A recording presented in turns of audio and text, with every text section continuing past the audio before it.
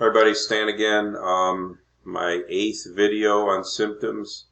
Looks like I might actually finish all symptoms, so that's 2 hours talking about symptoms.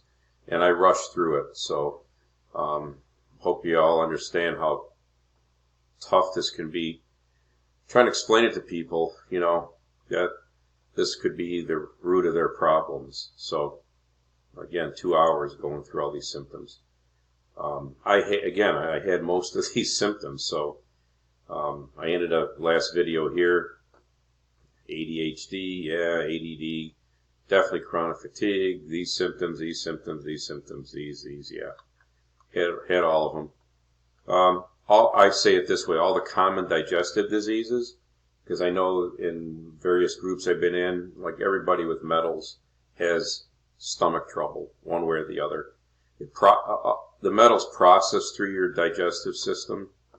So, think about it. Was our digestive system designed to handle all these metals? I don't think so. Somebody commented to me a few months back that the volume of toxins that we deal with every day is just over the top. It's way more than we were ever designed to handle, and we're struggling every day. Even very healthy people struggle. I had a friend that started taking liver supplements, milk thistle, and she said she felt so much better. And I said, well, why did you do it? She goes, I just wanted to do something because I thought I needed it.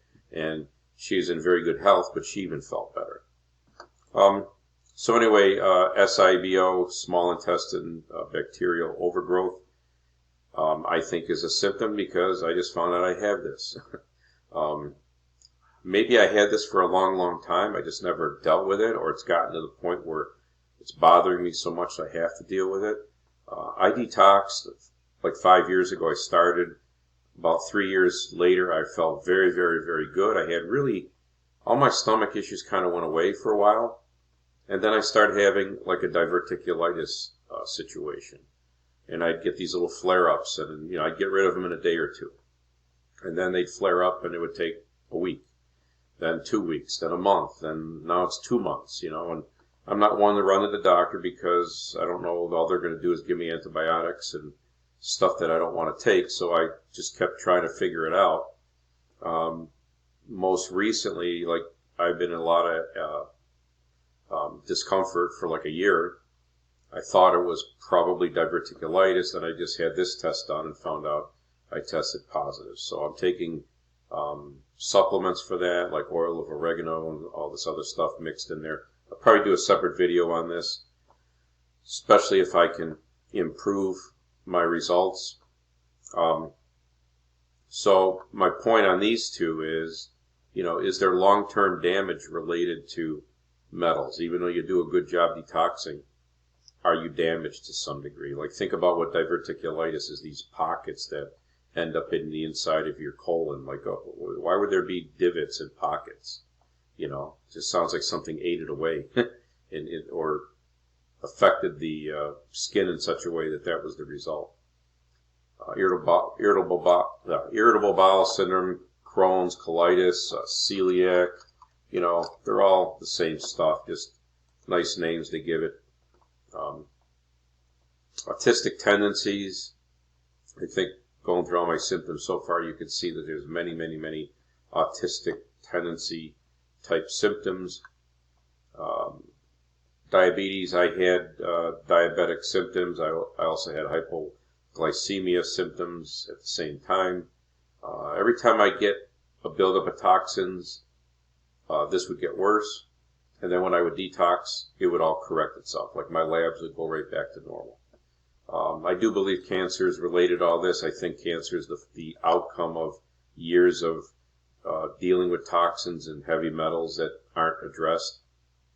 Heavy metals creates a breeding ground for virus, bacteria, is what I've heard. I kind of believe that. And if a lot of people think cancer might be fungal, okay? And fungal things can grow in a body. You see candida, stuff like that, which is related to metals. And if you let that go too long and you don't address it, I think it finally can lead to this, okay? Regardless of what we've been told.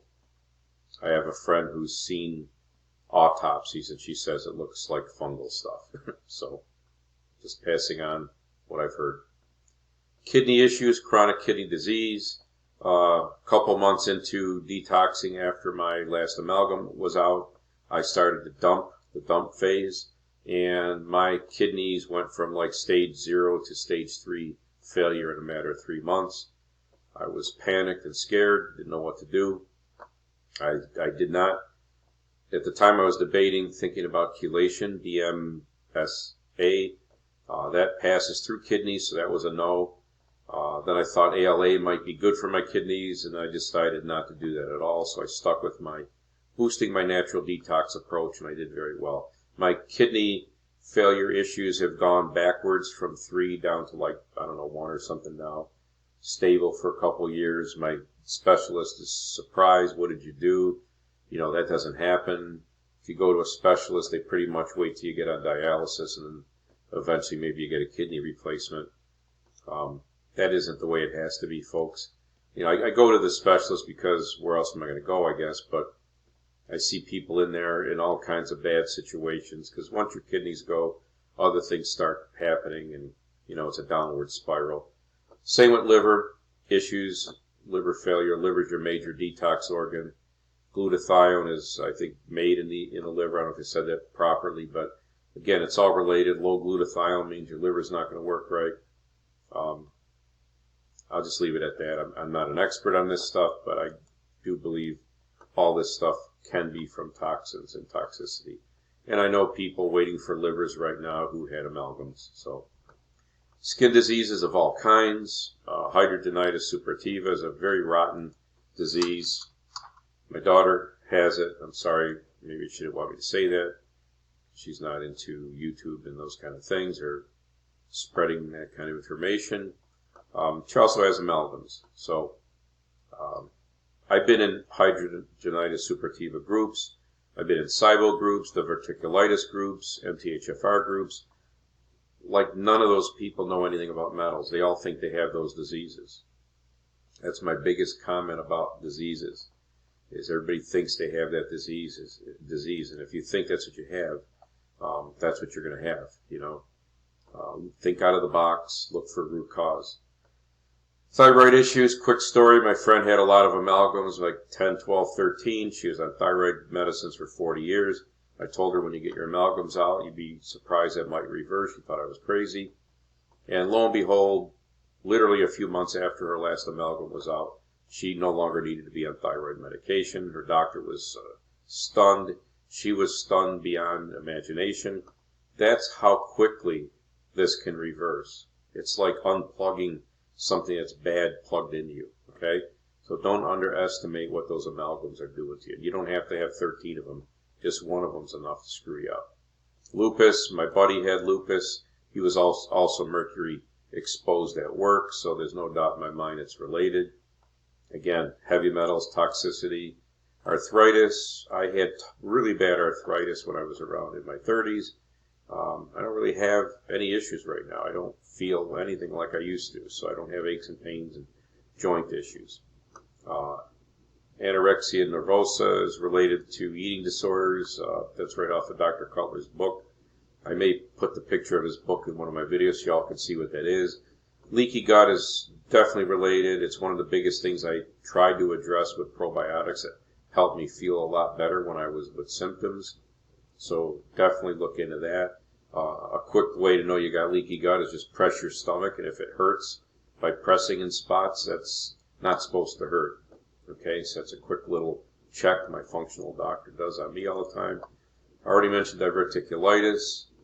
Epstein-Barr virus seems a lot of us in my detox groups have Epstein-Barr. Hashimoto's, if you look at all the symptoms, it's just mercury toxic symptoms. And again, the whole idea here, folks, is you go to the doctor, you give them your symptoms, the doctor's going to connect it to some of these diseases because that's all they're allowed to do. That's what their list of symptoms and diagnosis are. So they have to connect it to something like one of these. And that's as far as they go. I mean, they don't go beyond that, you know. So again, I would not say all these things if I did not personally do it myself and reverse a lot of these symptoms. And I know many other people that have done the same thing, so it's not just me. If you go on Facebook and just type in heavy metal detox or mercury toxicity, you'll find enough groups you can join. And the only caution I will say is be careful what everyone's pushing around for how to detox. I don't believe you need chelation. At least I have not needed it. And there's a lot of things being told that can harm people. There is more and more and more good stuff coming out, more and more people getting aware of things, so I think that's good. So a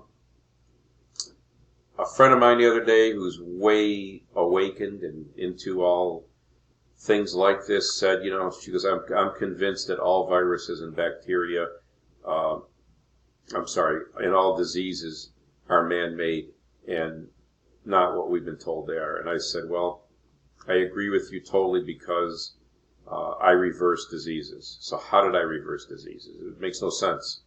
If I have a disease, I have a disease. I should not have been able to reverse it. And many, many, many other people are doing the same thing, so it's not just me. It isn't perfect because I think there's damage that goes along the way, and I think the sources of exposure can really affect each of us differently. Where I'm detoxing very well, and I have a lot of people that approach me for help, and they're not detoxing. And again, I'll have a video. My next video is going to be the first things I point people in a direction, because I think that's the most important place to start when you're not sure what's going on and how to sort all this out. So anyway, you might not believe or agree with what I just said about diseases. You might say, well, that's impossible. They got all these PhDs and doing studies and lab work and all that.